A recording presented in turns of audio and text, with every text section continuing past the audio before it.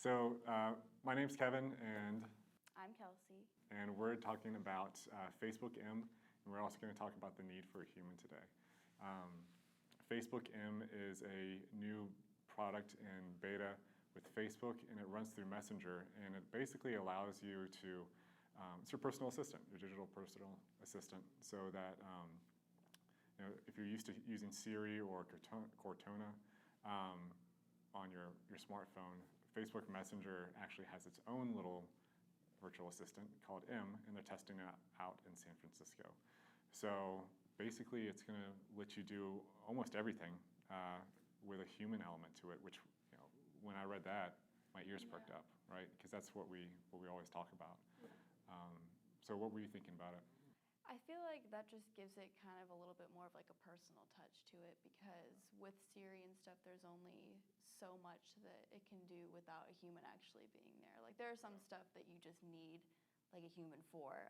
And so I feel like, I was reading that they ask you personal questions kind of based on what you need and kind of have like a real conversation with you. So just gives it like that more personal feel, I guess. I think what's really unique about it is that it's like a hybrid of artificial intelligence and a human element. So it should do things like if you need to schedule an appointment, it'll put it on your calendar, or in theory, Facebook doesn't have a calendar yet, but if you want to message someone, or you're like, hey, M, message Kelsey, and then you can text it out.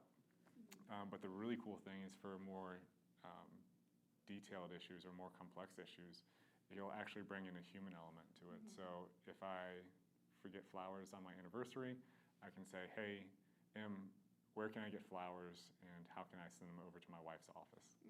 So that's where presumably like a person jumps in and helps you complete that. Which is pretty cool. I think it said it can even like call your cable company. Yeah. It call your cable company, which is kind of cool. And that was interesting. They're talking about, no one wants to spend their time on the phone with a cable company, right? It takes forever. Yeah. So kind of like beats you to the punch on that one. Yeah, exactly. And so I was going through and thinking about all the ways we could use it for our customers. And obviously, a parent going on and saying, hey, I need to book a party for my kid, or I need how can I plan a birthday party for my kid on next Saturday? And what would be cool is if it tied into our customers and did everything for them. And I think it's things are becoming more complex, right? So, can you imagine just being a business owner trying to manage everything plus, 5 different things on the internet, trying to figure out what's working and what's not?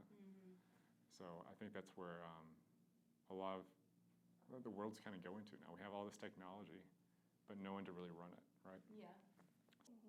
I think it's kind of cool because like most people are already pretty familiar with the Facebook Messenger app. So it's not going to be something that's like very difficult to get the hang of or anything, because people already know about it. So it's just like kind of an addition on top of the Messenger app.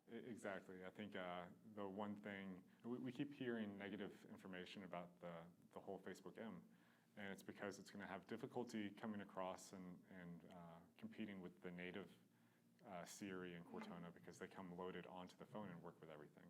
But when you look at it, 500 million people are using Messenger right now. So there's a huge opportunity there, and I don't think we should write it off before it even launches for everyone. So, but that's about it for episode 17. If you have any questions, remember to hashtag AskAWebOp on Instagram or Twitter, or hit us up on our Facebook feed and leave us a message. And I'm Kevin. I'm Kelsey. And we'll see you next week.